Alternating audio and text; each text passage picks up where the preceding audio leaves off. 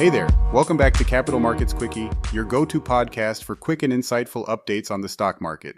Today is Monday morning, November 20th. I'm your host, Endrit Sella, and let's dive into what's been happening and what we can expect in the week ahead. So, let's get started with a look back at last week. Remember how we were feeling moderately bullish?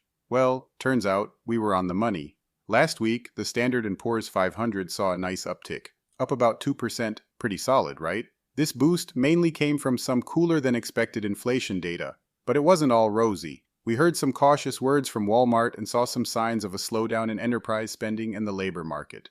Well, it seems like the economy's cooling off a bit, but hey, that might just be what we need for a soft landing from the Fed.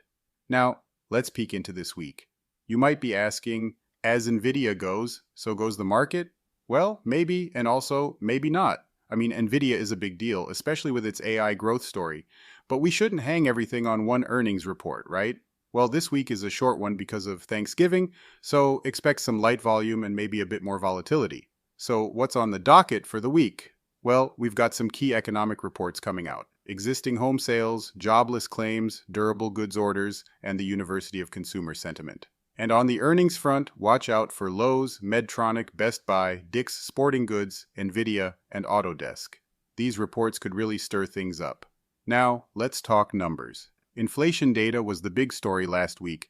Every CPI metric was a tad below estimates, with core CPI hitting its lowest increase since September 2021. This caused 10-year yields to dip below 4.50% for the first time since September. Remember, the market's still very much driven by yields, inflation trends, and where the Fed stands.